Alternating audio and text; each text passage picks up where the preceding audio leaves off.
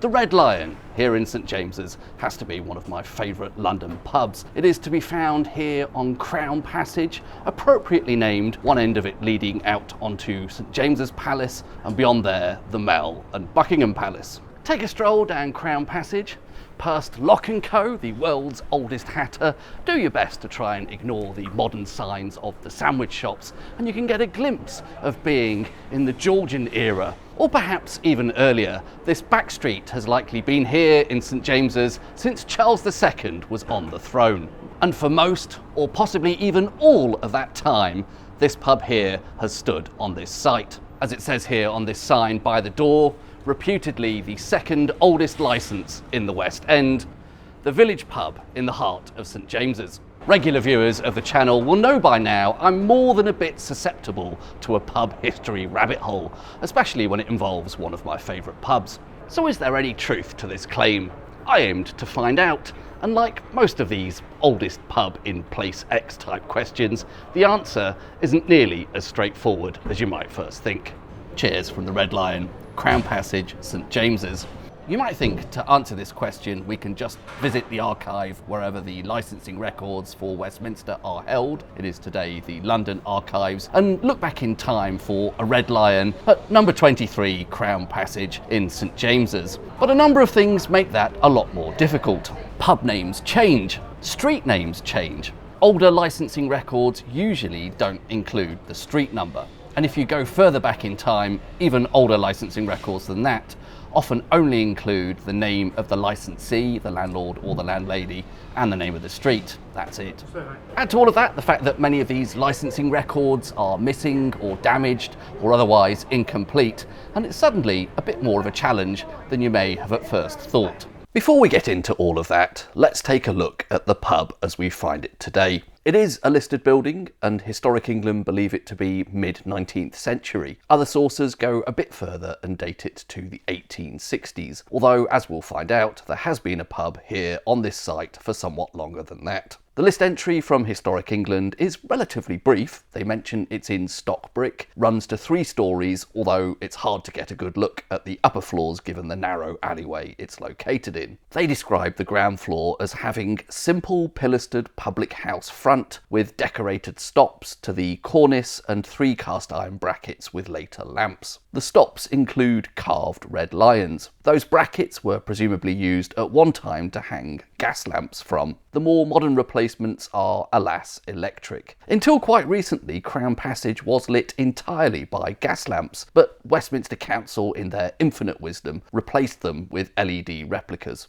There are still some genuine gas lamps to be found in the broader area though, thankfully. There are 2 entrances to the pub, albeit only one is in regular use today. The one to the left has a brass plate on one side saying saloon, whilst on the other side it's blank, and I suspect that is a more modern replacement. The door to the right today has similar brass plates, one side saying saloon, the other side saying bar. I get the sense these may have been swapped around a bit, and at one time these would have been the entrances to a public bar and a saloon. Today the whole interior is of course open plan. Moving inside, and the pub makes it onto CAMRA's list of historic pub interiors. They're of the opinion most of it dates to the 1930s. The wood panelling to be found covering most of the walls was very popular in that era. Although there is similar wood panelling to be found on the bar counter, that is potentially newer material, and CAMRA's notes mention that the location of it was moved in the year 2000. I think that stained glass in the gantry overhead is therefore also new. The stained glass in the windows, however, dates to that interwar era refurbishment, I believe. There are roundels in the middle of each window with a tulip-like design. Why tulips? I'm not sure, but I've seen similar looking designs elsewhere, so perhaps it was just a common motif of the day. There's a carpet. I think it's actually a fairly modern one. You do need to replace them once every few decades, but it's in quite a traditional pub carpet style, and it adds to the very cosy, lounge-like feel of the whole place. There are a few taller stools near the bar counter, and then the rest of the seating is arranged around the walls, a mixture of benches and low stools, although there is also this one corner with a captain's chair and a small semicircular table. There are lots of reassuring knickknacks on the walls, horse brasses, a collection of plates, and a cabinet set into the wall at the far end from the bar, which houses a red lion. As a cute touch, at Christmas time, this is adorned with a Santa's hat. I'm not sure how long the Lion has been here, but I could imagine it came with that likely 1930s refurb. The gents' toilets are downstairs, and the very narrow spiral staircase can be a bit of a challenge after a few pints. The cellar doors are also down here, of course not open to the public, but one of them has a sign on it reading Nell Gwyn's Cellar. A tip of the hat to the almost certainly apocryphal legend that Charles II would meet his famous mistress here, aided by, of course, a secret tunnel from St James's Palace. The overall effect of the pub is extremely cosy, homely, snug, charming, nostalgic perhaps, and it feels like a bit of a hidden gem, something of a refuge from the throngs of shoppers on Piccadilly and the hordes of tourists around nearby Buckingham Palace. Yes, after work, and even at lunchtimes, it can get really busy in here, with drinkers spilling out into the alley, but if you can catch it at a quiet time, it's absolute bliss, in my opinion. There's no piped music. Yes, there is a small TV in one corner, but most of the time the sound is switched off and I barely notice it's there. All I can hear usually is the quiet chatter of other customers, most of whom seem to be regulars who work in the area. And it's not just this charming old-fashioned interior and the homely feel that keeps bringing me back to the Red Lion. It's also a very reliable place if, like me, you have more traditional tastes when it comes to beer. There are 3 hand pumps serving the cask ales, and for a while now they've fairly consistently had Timothy Taylor's Landlord, Otter Bitter and St Austell's Tribute. Yes, Tribute may veer ever so slightly to the grapefruity side of things, given one of the 3 hops being Willamette, but it's by no means the most egregious example of that. I almost always have Otter Bitter when I'm here, particularly as it's usually earlier in the day, and at 3.6% it's a great lunchtime pint, and is always in very good condition here at the Red Lion. There are, of course, also keg taps for those of you into lager or Guinness, and for any whisky fans out there, it has a really quite impressive selection, in my opinion. Something like 40 whiskies on those shelves at the back, mostly Scotch, but also a few Japanese and some American. I absolutely love this pub. In the last couple of years, I've probably been here more than any other pub, and I often try to find an excuse to come to the shops in this part of town, just so I can slip in here for a quick pint when I'm in the area. I think I would still love the Red Lion, even if it proved to be only 100 years old, but I found the claim on that sign very intriguing and wanted to see for myself how far back I could trace the licensing records for this pub. This turned into quite an involved research project, and I've probably spent over 40 hours, more than a working week, trying to get to the bottom of this particular rabbit hole. Consequently, the video from here on is, once again, probably not for the faint-hearted. You have been warned. Perhaps we can start with a lower bound. What is the earliest date that there could conceivably have been a pub on this site based on what we know about when the area was first developed?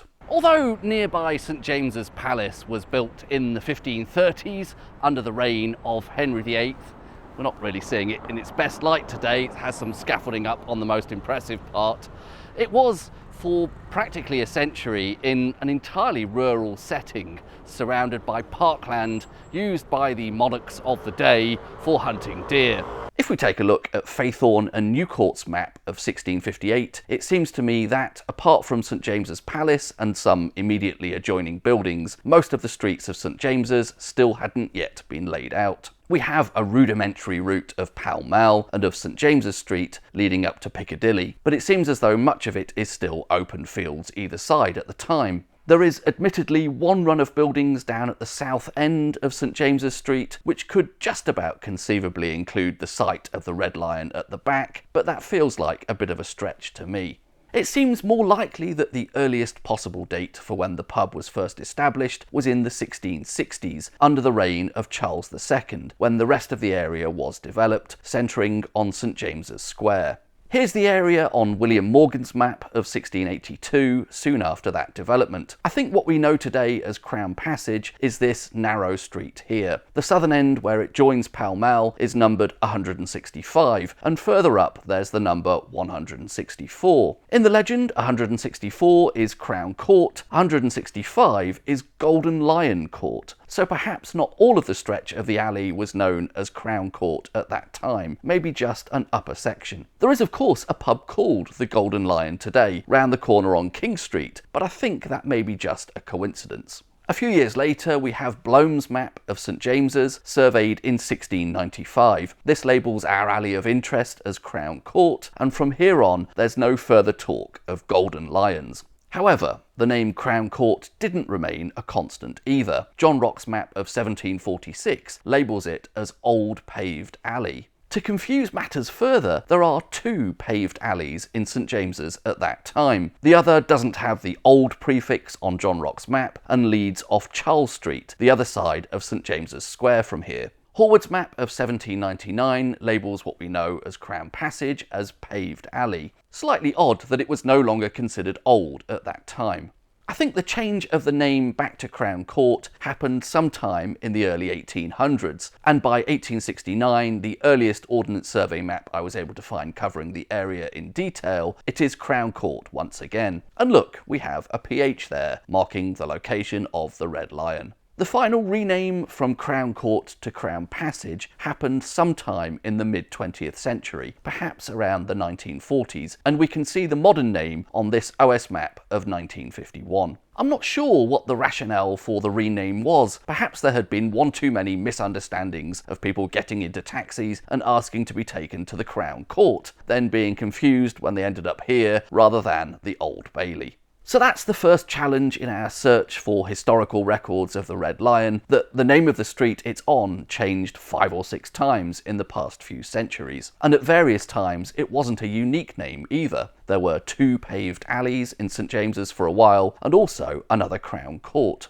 Given that we now have a grasp of all the different names for Crown Passage throughout its history, we can start to look for the pub in the licensing records. There are actually fairly good licensing records for the period of 1755 into the early 1770s for Westminster, held at the London Archives, with the transcriptions also made available online. At least going back as far as 1765, we can indeed find a Red Lion, spelt with a Y, with the address given as Paved Alley here in St James's. The licensee at that time was James MacDonald.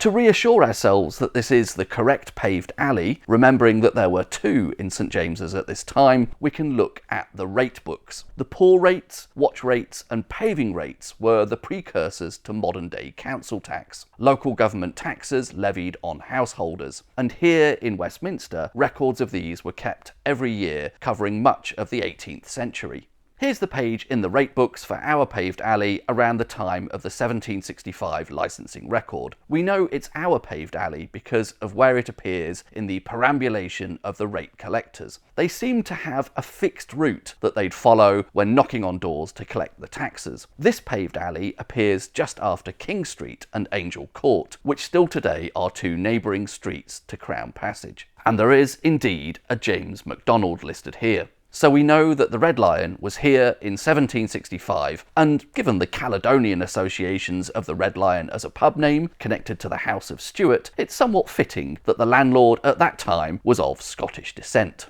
However, that's actually the earliest record for the Red Lion we have, at least with that name.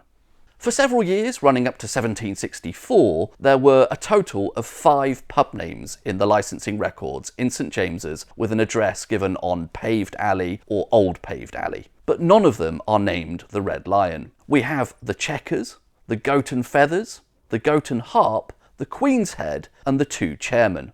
Then, in 1765, and in subsequent years, the Chequers and the Goat and Harp disappear from the records, and instead we have the Rising Sun and the Red Lion. I don't think what we're seeing here is 2 pubs completely ceasing to exist and 2 entirely distinct pubs springing to life the following year. I believe what actually happened is that 2 of the pubs, the Goat and Harp and the Chequers, were renamed. Unfortunately, the names of the licensees also changed at that time, so we can't immediately determine from the licensing records alone which was which. Once again, the rate books can help out here. Although they don't explicitly have street numbers written down for the ratepayers, the names of occupiers on a given street do seem to be in a consistent order from one year to the next. And it's not based on their surnames, I think it's based on street number. Or possibly they walked down one side of the street for all the odd numbers, then walked back up the other side for all the even numbers. Either way, by comparing 2 consecutive years of entries in the rate books and looking at the entry before and the entry after a given individual, we can get a fairly reliable sense of when one person has moved out of a given building and someone else has moved in. So here, comparing the rate books for Paved Alley from 1764 versus 1765, we can find our James MacDonald in the latter, listed between Bernard Smith and Benjamin Cartwright. In the earlier list, we have Brian McCarthy between Bernard Smith and Benjamin Cartwright. So taking that back to the licensing records for 1764, I believe we have found our match. Brian McCarthy, licensee of the Chequers. For those of you who know the pubs of St James's today, that might be ringing a bell. Yes, there is a pub called the Chequers just round the corner from the Red Lion, facing onto Duke Street and backing onto Mason's Yard. And the licensing records suggest that that pub did in fact exist in the 1760s.